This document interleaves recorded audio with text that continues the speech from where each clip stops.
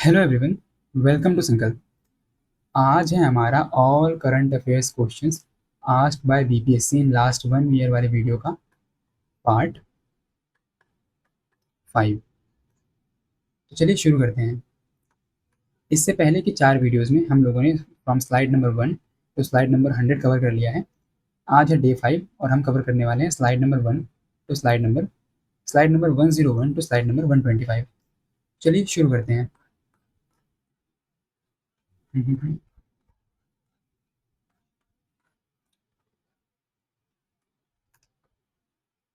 हमारा पहला क्वेश्चन है the contribution of the primary, secondary and tertiary sector to GSVA in Bihar at constant price for the year 2023-24 is approximately। इसका answer है option D. In this year 2023-24 primary sector contribution था 19.9%, secondary sector contribution था 21.5% and जो आपका tertiary sector था उसका contribution था 58.6%। अब हमें क्या ध्यान देना है कि ये हमारे पास जो डाटा है नीचे ये 2025-26 इकोनॉमिक सर्वे का है और इसमें ट्रेंड दिया हुआ है सेक्टोरल कंट्रीब्यूशन का। हमको उसको ध्यान में रखना है कि 2020-21 से लेकर 2024-25 में क्या ट्रेंड रहा। सेकेंडरी सेक्टर में हमने देखा कि जो बिहार जीएसवी में इसका कंट्रीब्यूशन है एट कांस्टेंट प्राइसेस वो इंक्रीज हुआ फ्रॉम 21.1% टू 26.8%। यह है सेकेंडरी सेक्टर के लिए। प्राइमरी सेक्टर में डिक्लाइन हुआ फ्रॉम 21.9% टू 18.3% और टर्शियरी सेक्टर में भी हमको डिक्लाइन देखने को मिला फ्रॉम 57% टू 54.8%। आपको इस ट्रेंड को ध्यान रखना है, primary sector, secondary sector and tertiary sector. Primary sector में इन जनरल क्या हो रहा है इकोनॉमी में, इसका कॉन्ट्रीब्यूशन जीएसवीए में कम हो रहा है। सेकेंडरी क्या हो रहा है, ये इंक्रीज हो रहा है और टर्शियरी का इसका भी डिक्लाइन हो रहा है। इसका मतलब क्या है कि बिहार अपने सेकेंडरी सेक्टर के डेवलपमेंट में ज़्यादा ध्यान दे रहा है। हम लोग इंफ्रा पे ध्यान दे रहे हैं और फिर उसके बाद जो आपकी रेगुलेटरी पॉलिसीज़ होती हैं जो कि अट्रैक्ट करती हैं इंडस्ट्रीज़ को, उनके ऊपर ध्यान दे रहे हैं। इसीलिए जो आपका सेकेंडरी सेक्टर है मैन्युफैक्चरिंग सेक्टर, उसका शेयर बिहार की जीडीपी में बढ़ रहा है, जो कि अच्छी बात है। इससे क्या होता है, इंफ्रास्ट्रक्चर डेवलप होता है और लोगों को एम्प्लॉयमेंट मिलता है। नेक्स्ट क्वेश्चन है विच of the following products from Bihar have granted geographical indication tag. अब इसमें 2016 से लेकर 2019 तक का पूरा डाटा दिया हुआ है। इसमें क्या क्या है, भागलपुरी जर्दालू है, शाही लीची of Bihar, Katarni rice, Magahi पान, मिथिला मखाना, मार्चा rice, Silao khaja, Madhubani painting, applique work of Bihar, Sujani embroidery, Sikki grass and Bhagalpur silk. उसके बाद ये सेम रिपीट हो रहे हैं। तो इसमें 2005 से लेकर 2019 तक का डाटा है। बाकी जो नए जीआई टैग्स मिले हैं बिहार में वो आपको कमेंट बॉक्स में बताने हैं कि 2026 में किन किन चीज़ों को जीआई टैग बिहार में दिया गया। अब हमारे पास इसमें आंसर क्या क्या होगा, मिथिला मखाना, शाही लीची और कतरनी राइस 1, 3 एंड 4। ये जो आपका फुलकारी एम्ब्रॉयडरी है ये बिहार से नहीं, ये एसोसिएटेड है पंजाब से। नेक्स्ट क्वेश्चन है विच of the following is not a pillar of Bihar startup policy युवा। ये जो आपकी बिहार स्टार्टअप पॉलिसी है युवा, ये 2022 में आई थी और इसके 4 मेजर पिलर्स हैं। क्या क्या, Y U V A, Y for yes to startups, L for U for unleash regulatory, V for vibrancy in education system to encourage and facilitate startups and access to financing and incubation support.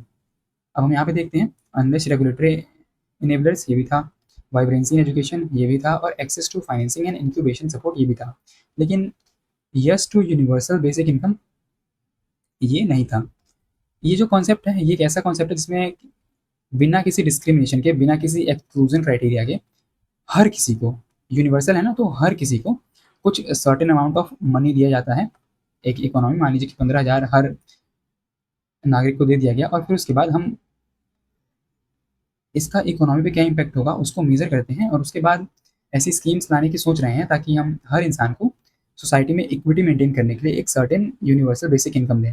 लेकिन अभी बस इन सब schemes का trial ही चल रहा है, ये सब ट्रायल फेज में है, अभी इसका इम्प्लीमेंटेशन नहीं हुआ है।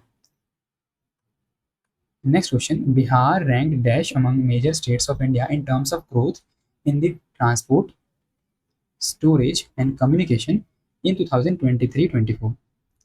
बिहार का इसमें रैंक रहा फोर्थ। ये 2026 का क्वेश्चन है।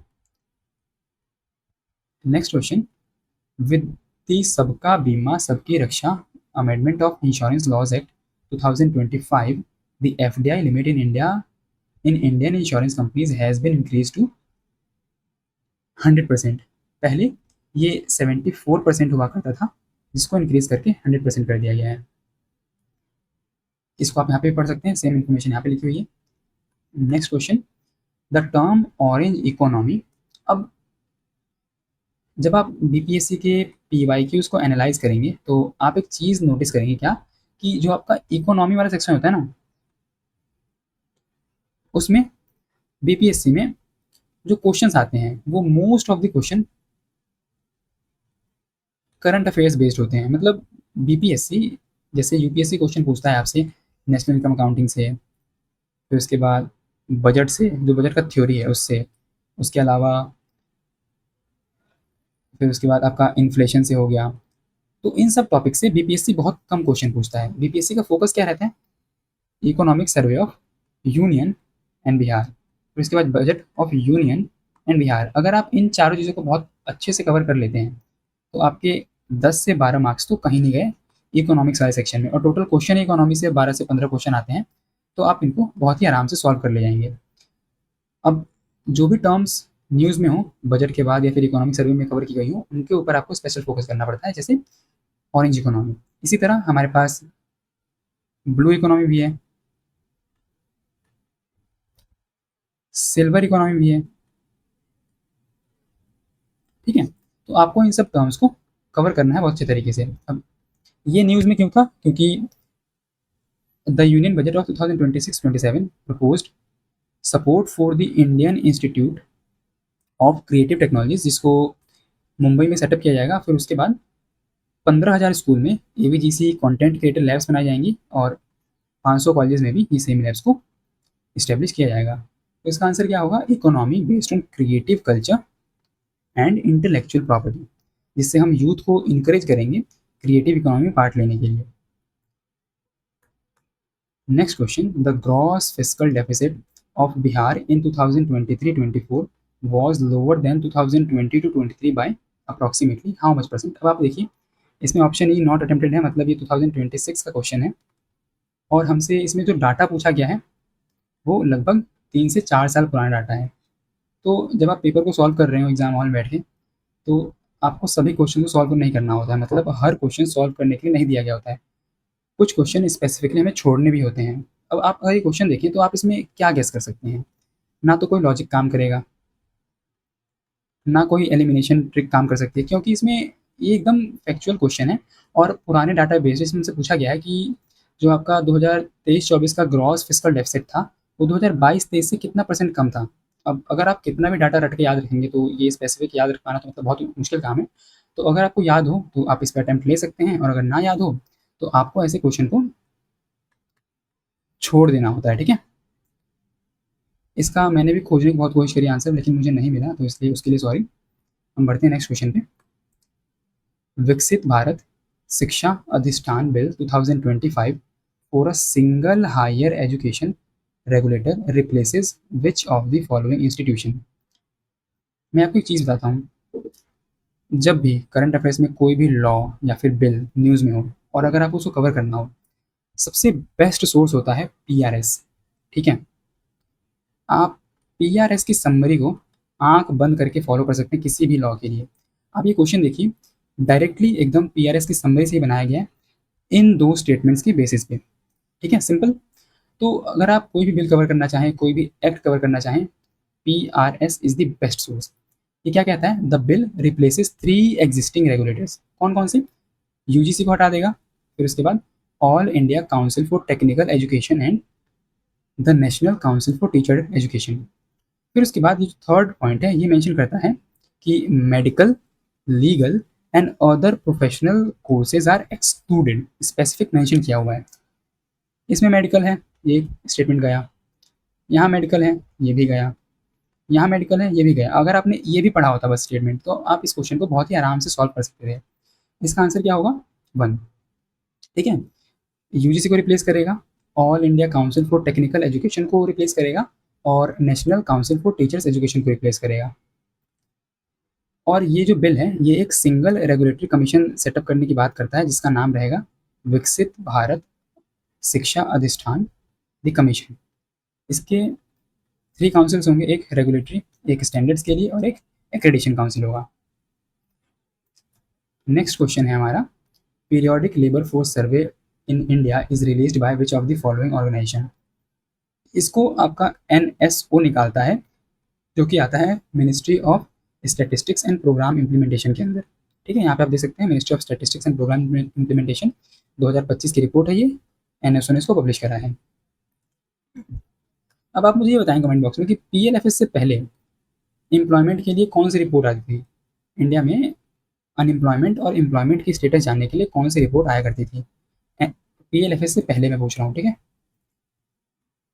नेक्स्ट क्वेश्चन, मतलब बहुत टाइम से BPSC का ट्रेंड था कि एक डेट दिया और पूछ लिया कि उस डेट को क्या सेलिब्रेट करते हैं हम, या फिर उसकी थीम क्या रहती है। लेकिन अब देखिए ट्रेंड कितना चेंज हो गया है ना। हमसे 4 डेट एक क्वेश्चन पूछा जा रहा है, लेकिन इससे हमारा फ़ायदा ही होता है, क्योंकि अगर आपको 2 ना भी पता हो तो आपका आंसर निकल जाता है, या फिर कई बार आपको बस एक ही पता हो, तब भी आप बहुत आराम से आंसर कर सकते हैं। हम नेशनल यूथ डे मनाते हैं 12 जनवरी को, स्वामी विवेकानंद का बर्थ एनिवर्सरी सेलिब्रेट करने के लिए। हम नेशनल आर्मी डे मनाते हैं 15 जनवरी को। ठीक है, और मुझे बस ये 2 याद था, और इसके बेस पे देखिए आंसर कैसे मिल जाएगा हमको। नेशनल यूथ डे 12 जनवरी, ए का सी, ए का 3 हमारे पास, ए में नहीं है और डी में नहीं है। फिर उसके बाद डी का 1, डी का 1 बचा हमारे पास, एक ही ऑप्शन है। हम नेशनल एजुकेशन डे मनाते हैं 11 नवंबर को, और नेशनल साइंस डे मनाते हैं 28 फरवरी को। अब ये किन की फ़ोटो हैं, कौन है ये, आपको ये बताना है। नेशनल साइंस डे 2026 की थीम थी वुमेन इन स्पेस कैटेलाइजिंग विकसित भारत। नेशनल यूथ डे हम मनाते हैं 12 जनवरी को। आर्मी डे सेलिब्रेट करते हैं 15 ऑफ जनवरी को।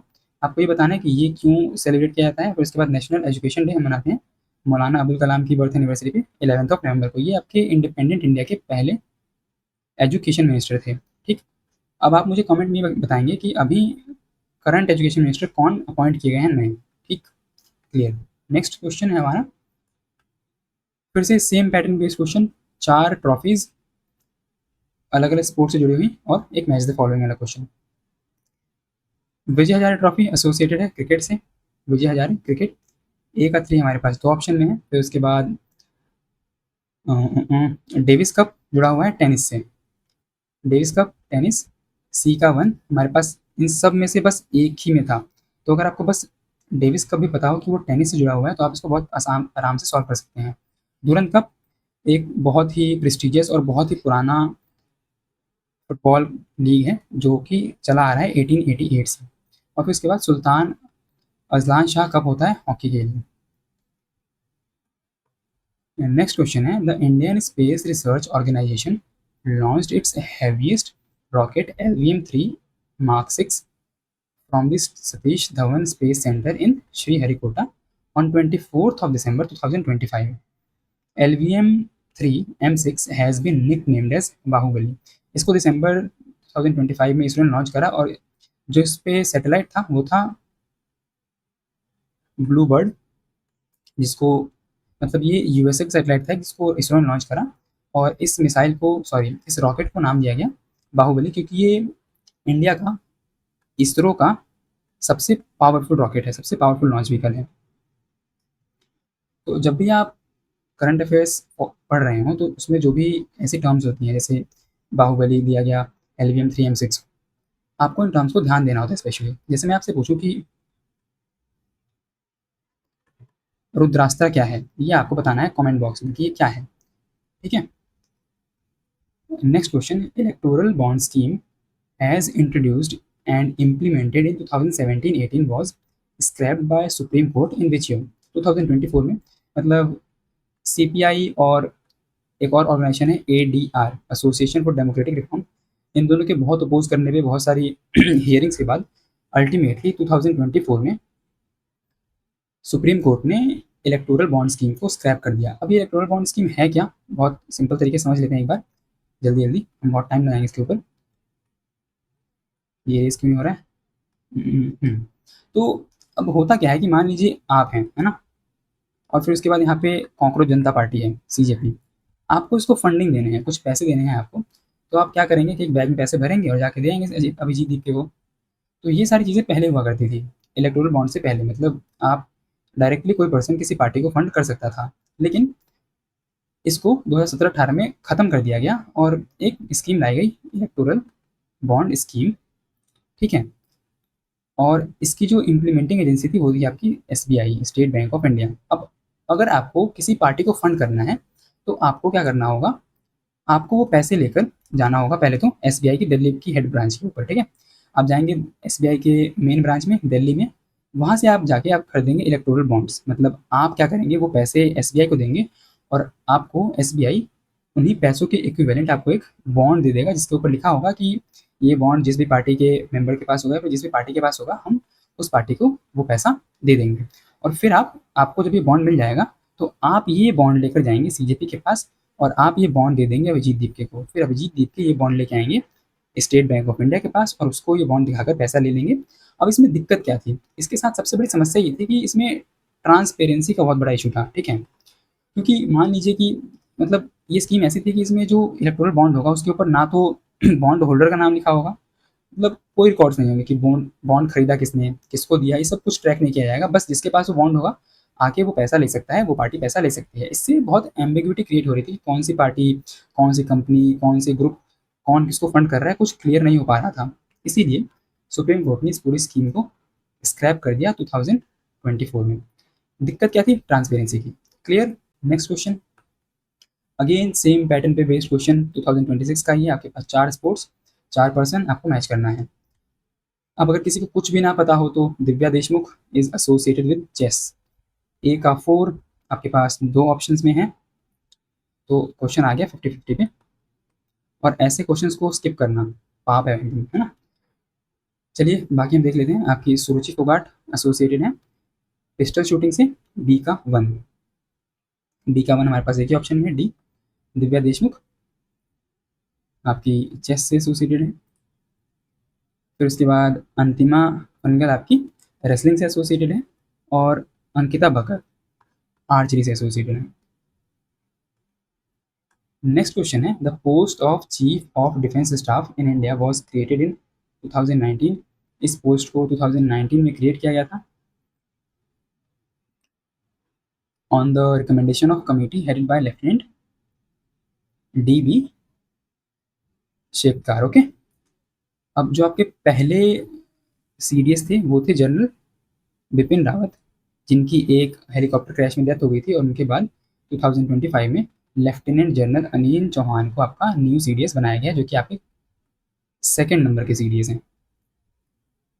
Next question, the minister of sports in Bihar government Shreyasi Singh belongs to which sports. ये बिलोंग करती हैं आपकी शूटिंग से, ठीक है। जमुई कॉन्स्टिट्यूंसी से ये जीती थी 2020 में, और ये बिलोंग करती हैं शूटिंग से।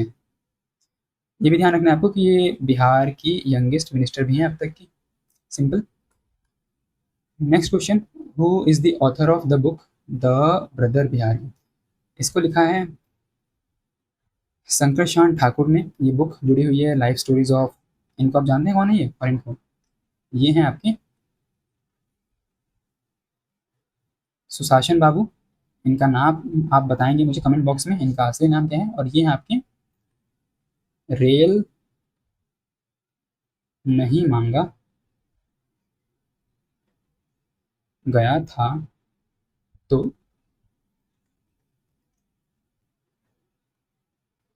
नहीं मिलेगा, ठीक है। आपको बताना है इन लोगों का असली नाम कमेंट बॉक्स में। Next question, the newly elected prime minister of Nepal Balendra Shah belongs to Rashtriya Swatantra party, ठीक है। ये नेपाल के यंगेस्ट प्राइम मिनिस्टर बन चुके हैं आफ्टर दी जेंजी अपराइजिंग। और इनसे पहले इंटरिम पीएम कौन थी, वो आप मुझे बताएंगे कमेंट बॉक्स में। अब मैंने इनकी फोटो क्यों लगाई है, तो आप इनकी वीडियोस देखेंगे, है ना। आप लोग, आपको नहीं लगता है इन दोनों का चेहरा बहुत मिलता है, देखिए तो। मुझे लगा, इसलिए मैंने यहाँ पे फोटो लगा दी इसके बस option. Next question, the human papilloma virus vaccination for adolescent girls has been launched in India to eliminate which type of cancer.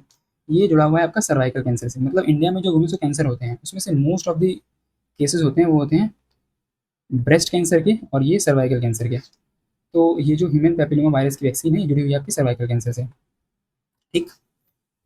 Next question, India's first semiconductor plant is located at which place. इसको मोदी जी ने inaugurate करा, ये सनद में है, गुजरात में। ठीक। इस इंडिया सेमीकंडक्टर मिशन को, जो कि इसका 2.0 वर्जन है, इसको 2026-27 के बजट में अनाउंस किया गया और इसके अंदर टोटल आउटले है 1000 करोड़ रुपये का। ठीक। Next question, women reservation act of 2023 और the 106th amendment act mandates 33% of the seats to be reserved for women in the Lok Sabha and state legislative assemblies। कहाँ कहाँ, लोकसभा में और स्टेट लेजिस्लेटिव असेंबलीज में। हैज़ बीन नेम्ड एज, बहुत ही famous bill है, मतलब बहुत बार आपने पढ़ा होगा, बहुत आसान क्वेश्चन है। नारी शक्ति वंदना अधिनियम। ये बिल 33% सीट्स रिजर्व करता है in Lok Sabha and state legislative assemblies for womens. Currently only 15% जो मेंबर्स हैं वो वुमेन्स हैं आपकी लोकसभा और राज्यसभा में। सिंपल। अब आपके लिए टास्क ये है कि आपको ये बताना है कि जो पंचायती राज इंस्टीट्यूशन है बिहार में, उसमें वुमेन्स के लिए कितना रिजर्वेशन है। बिहार में, मैं बिहार की बात कर रहा हूँ, ठीक है। और उसके बाद फिर जो गवर्नमेंट जॉब्स हैं उसमें वुमेन्स के लिए कितना रिजर्वेशन है बिहार में, और इसको कब इम्प्लीमेंट किया गया, दोनों का ईयर भी आपको मेंशन करना है कि इसको इम्प्लीमेंट कब किया गया था। Next question, which organisation introduced perpetual licences and compliance reform for food business in India. इसको आपका FSSAI लेके आया है 1 अप्रैल 2026 को। इसके लिए for micro and small food operators. इसमें परपेचुअल लाइसेंसिंग का प्रोविजन लाया गया। मतलब परपेचुअल लाइसेंस ऐसे लाइसेंस होते हैं जिनको आपको बार बार रिन्यू नहीं करना पड़ता है, नो रिन्यूअल्स आर रिक्वायर्ड। फिर उसके बाद इंक्रीज रजिस्ट्रेशन लिमिट कर दी गई कि जो भी micro and small food operators हैं, अगर उनका टर्नओवर 1.5 CR का है तब उनको FSSAI से सर्टिफिकेशन लेना पड़ेगा, नहीं तो उससे पहले उनका जो म्यूनिसिपल रजिस्ट्रेशन है वो भी वैलिड होगा और उनको हम FSSAI रजिस्टर्ड मान लेंगे, है ना। ठीक। तो अगर आपका टर्नओवर 1.5 CR तक है तो आपको बेसिक लाइसेंस लेना पड़ेगा FSSAI से। अगर आपका turnover around up to 50 CR है तो आपको स्टेट से लेना पड़ेगा लाइसेंस।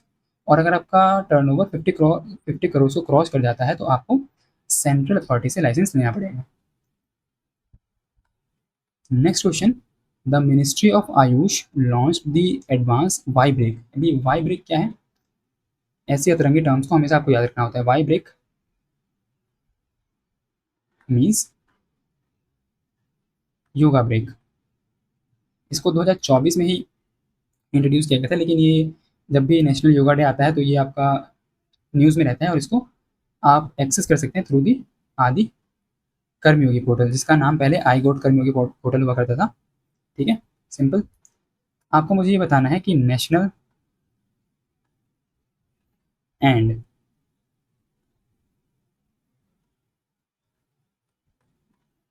इंटरनेशनल योगा डे हम कब मनाते हैं और इसकी थीम्स क्या क्या हैं, ये दो चीज़ें आपको कमेंट बॉक्स में बतानी है। Next question, the national council for cement and building materials NCB partnered with which startup to develop carbon capture technology. अब ऐसे क्वेश्चंस को ना अगर आता है आपको एग्जाम में, अगर आता है तो भैया अटेम्प्ट कीजिए, और अगर नहीं आता है, अब ऐसे क्वेश्चन में ना तो कोई लॉजिक काम करता है ना एलिमिनेशन काम करता है, और ऐसे क्वेश्चंस बहुत सारी मैगजीन्स में कवर भी नहीं किया गया होता है। मोस्ट ऑफ द मैगजीन्स में कवर नहीं किया गया था क्योंकि ये बहुत इंपॉर्टेंट न्यूज़ नहीं है कि आपका जो national council for cement and building material, उन लोगों ने ट्रेस जीरो टेक्नोलॉजी से कोलैब करा था। तो अब ये न्यूज़ पता नहीं कहाँ कवर की गई होगी, मेरे को PIB के आर्टिकल मिली 12 मार्च का, और मैंने मतलब इस वीडियो में हमारे पास टोटल 200 क्वेश्चंस हैं। मैं आपको बहुत ही शॉर्टली से कह सकता हूँ कि ऑलमोस्ट 80% क्वेश्चंस ना आप पीआईबी से बहुत ही आराम से सॉल्व कर सकते हैं। मतलब अगर इसके साथ आप ऐड कर लें पीआरएस को भी और दूरदर्शन को, ठीक है, डीडी जो न्यूज़ है आपका, तो आप ऑलमोस्ट 99% क्वेश्चन सॉल्व कर ले जाएंगे। इसके अलावा आपको कुछ फॉलो करने की जरूरत है ही नहीं। ठीक है, सिंपल। नेक्स्ट क्वेश्चन, और ये इस वीडियो का हमारा लास्ट क्वेश्चन है। इसके बाद जो क्वेश्चन हैं वो हम अगली वीडियो में कवर करेंगे। ISRO tested the higher thrust CE-20 cryogenic engine at which centre. ISRO ने इसको, जो आपका इसरो का कॉम्प्लेक्स है महेंद्रगिरी में, वहाँ पे इसको टेस्ट करा। ये मैंने इसरो के वेबसाइट से ही पिक किया हुआ है, तो आप यहाँ पढ़ सकते हैं इसरो ने कहाँ पे कंडक्ट करा इसको। इसरो प्रोपल्शन कॉम्प्लेक्स महेंद्रगिरी में। तो मिलते हैं अगली वीडियो में। अगर आपको ये वीडियो अच्छी लगी हो तो आप इस वीडियो को लाइक कर सकते हैं, शेयर कर सकते हैं और चैनल को सब्सक्राइब कर सकते हैं। जो जो क्वेश्चंस मैंने पूछे आपको उनका आंसर देना है कमेंट बॉक्स में, और अगर कोई भी डाउट हो तो उसके लिए आप नीचे कमेंट कर सकते हैं। मिलते हैं अगली वीडियो में, तब तक के लिए जय हिंद।